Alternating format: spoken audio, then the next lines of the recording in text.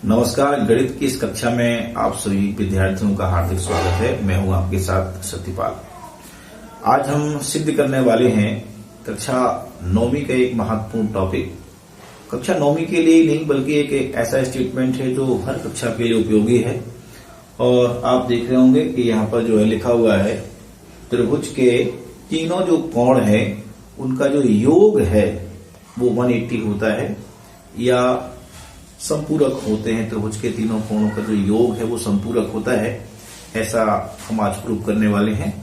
तो इसके लिए देखिए जो गिवन है हमारे लिए या ज्ञात है वो हमारे लिए ABC हमने एक त्रिभुज यहाँ पे बना के रखा है और हमें इसमें प्रूव जो करना है, सिद्ध करना है, वो करना है यानी कि angle A plus angle B plus angle C equal to 180, यानी तीनों का जो योग है वो 180 अंश है, ऐसा हमें इसमें बताना है। आइए इसको हम हल करने के लिए सबसे पहले कंट्रैक्शन करते हैं यानी कि रचना का काम करेंगे। तो रचना करने के लिए हम जो यहाँ पे आप देख रहे होंगे एक BC रेखा है, इस BC रेखा के समानांतर हम एक अन्य रेखा यहां से इस प्रकार से खींच लें। हमने BC के समांतर एक जो है मान लीजिए यहां से M और N करके एक रेखा खींच ली है। जो हमने कंट्रैक्शन में किया है इसको हम यहां पे लिख लेंगे। तो हम लिखेंगे BC समांतर MN की रचना।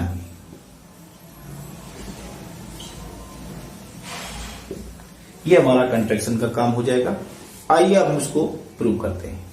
तो प्रूव करने के लिए सबसे पहले आप ध्यान से देखिएगा, हम चाहें तो इसको कुछ एंगल को यहां पे नाम दे दे, जैसे यहां पे A के लिए एंगल 1, B के लिए 2, C के लिए 3। यहां भी आप देख रहे होंगे कंट्रैक्शन करने से कुछ एंगल बन रहे हैं। यहां पे हमने नाम दिया इसको 4 और यहां भी बन रहा है, इसको दे दिया 5। आइए अब थोड़ा सा इसको बारीकी से समझ लेते हैं।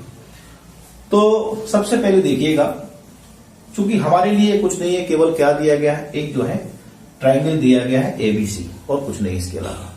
तो देखिएगा सबसे पहले आप देखिएगा कि चूंकि BC जो है वो किसके समानांतर है, MN के। ये हम जानते हैं, यहां पे रचना से है, ये हमने रचना जो की है उससे इस प्रकार से हमने इसको लिखा है।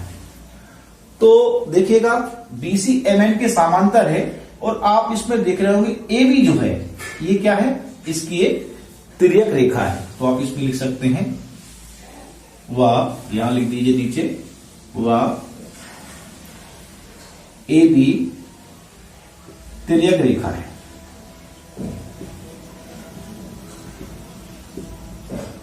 तो हम सब जानते हैं, हमने पढ़ा भी है, इसके पहले आपने निश्चित रूप से पढ़ा होगा कि दो समांतर रेखाएं जो होती हैं यदि उनको एक तिर्यक रेखा दो अलग अलग बिंदुओं पर प्रच्छेद करती है तो उनके बीच में जो कोण बनते हैं उनको हम कहते हैं एकांतर कोण। और वो एकांतर कोण जो होते हैं वो हमेशा कैसे होते हैं, बराबर।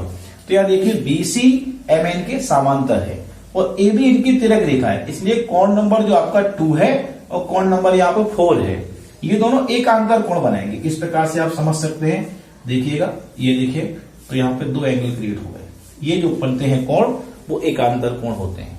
तो यहां पर हमारा जो हो गया कोण 2 इक्वल कोण 4। इसको हम यहां पे समीकरण नंबर 1 दे देंगे और कारण क्या है, ये एकांतर कोण है।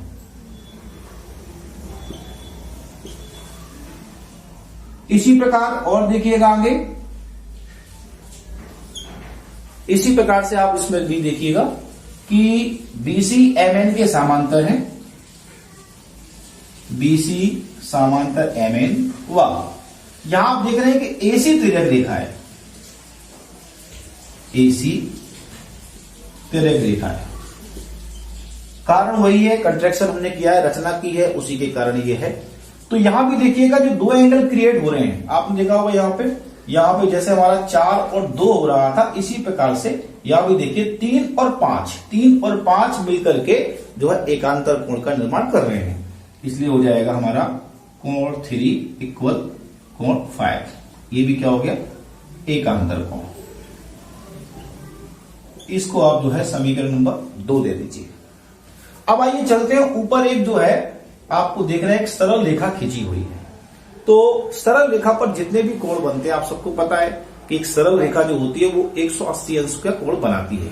तो देखिएगा यहां पे देखिए अपन, चूंकि MAN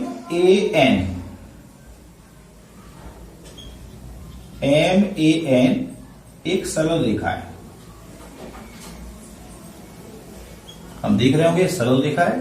तो इस सरल रेखा में आप देखिएगा ध्यान से, क्योंकि बनने वाले इसमें 3 एंगल आपको दिखाई दे रहे होंगे, कोण 4, कोण 1 और कोण 5। ये तीनों का जो योग है वो कितना होना चाहिए? 180, क्योंकि सरल रेखा है। इसको दे दीजिए समीकरण नंबर 3। अब थोड़ा सा इसमें समझने का रह गया है। देखिए यहां पे समीकरण 1, 2 व 3 से, तो आप देखिएगा यहां पे, क्योंकि आप बड़े ध्यान से देखना है सबको। आप देख पा रहे होंगे इसमें कि 2 के जो इक्वल है वो हमारा कौन सा है? 4 है, क्लियर। और यहां पे 3 के जो इक्वल है वो कौन सा है? 5 है। तो हम यहां पर जो है 5 के स्थान पर जो है क्या रख दें? 3 रख दें, और यहां पर 4 के स्थान पे क्या रख दें? 2। तो यहां पर हो जाएगा, इसलिए कोण 2 प्लस कोण 1 प्लस कोण यहां पर हो जाएगा 3 बराबर 180। या हम इसको ऐसे भी लिख सकते हैं भाई, इसको आप इस प्रकार से भी जो है लिख सकते हैं कि देखिएगा, जैसे क्रम से लिखना चाहें तो कोण 1 कोण 2 प्लस कोण 3 इक्वल 180। अब जो हमारे 1, 2, 3 है ये क्या है भाई? 1 जो है वो क्या है? कोण A है, 2 क्या है हमारा? कोण B है, और 3 क्या है? कोण C है। तो हो जाएगा 180। तो देखिए ये बात हमारी यहां पे प्रूव हो जाती है कि जो त्रिभुज के तीनों कोण होते हैं उनके अंतः कोणों का जो योग होता है वो कितना होता है? 180 अंश। आप इस प्रकार से पूरा स्क्रीनशॉट ले सकते हैं, और निश्चित रूप से आप सबको ये सवाल समझ में आया होगा। और आप इसको लाइक करें और चैनल को जरूर सब्सक्राइब करें। इसी प्रकार से गणित की अन्य युक्तियों के साथ हम मिलते रहेंगे। धन्यवाद।